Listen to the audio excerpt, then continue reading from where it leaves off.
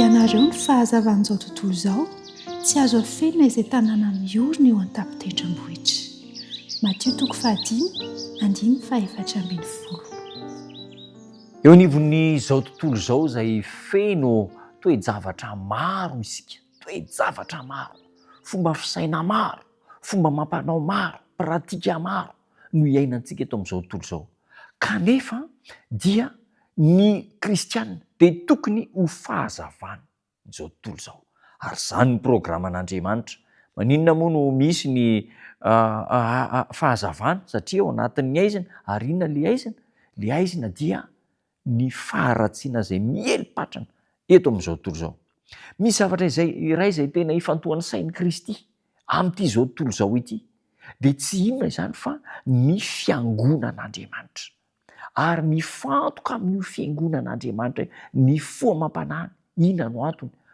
Ao no ametrahany ny fahamarinany rehetra, ao no ametrahany ny fitokisany rehetra, ary ny fiangonana eto an-tany dia ireo no atao hoe fianakavian'Andriamanitra eto ambonin'ny tany. Izao tontolo izao dia natao hiaiky fa amin'ny alalan'ny fivavahana kristianina irery ihany no misy fahamarinana sy ny fahamasinana izay mirakitra aren-tsarobidy natao ampanankarena ny hafa. Amin'ny alalan'ny fivavahana kristianina no misy ny fahamarinana ao ihany, ka dia tokony hitandrina tsara izany isika. Amin'ny maha-kristianina antsika dia tokony hiaina amin'ny fahamarinana, ary io fahamarinana io ilay lazainy hoe fahazavana.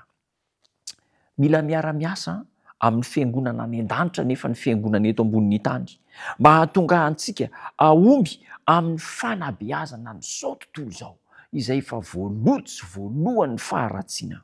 Mila manokatra ny fonony mambra ny fiangonana ka handray ireo tara-pahazavana rehetra izay omen'Andriamanitra ny fiangonana.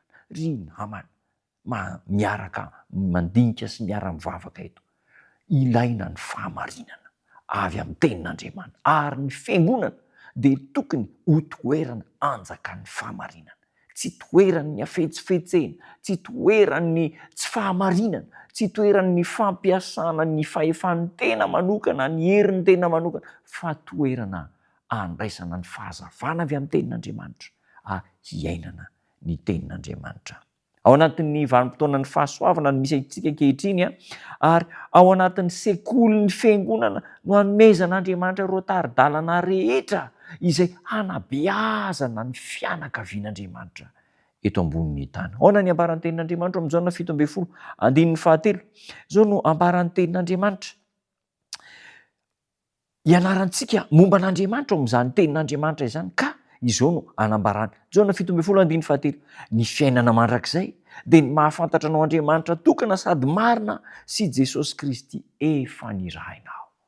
Aoka ho fonenan'ny fahamarinana isika. Aoka tsy hisy marimaritra iraisana amin'ny faharatsiana eo anivon'ny vahoakan'Andriamanitra, eo anivon'ny fiangonan'Andriamanitra.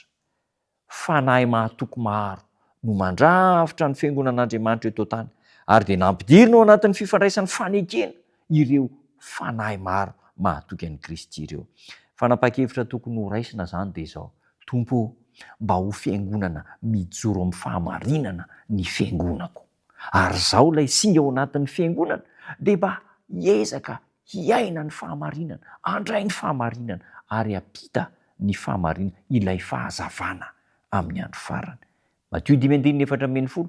Nareo ny fahazavana izao tontolo izao tsy azo ofenina izay tanàna miorina eo an-tampon-tendrombohitra, mba ho tena fahazavana isika, fahazavan'ny fahamarinana.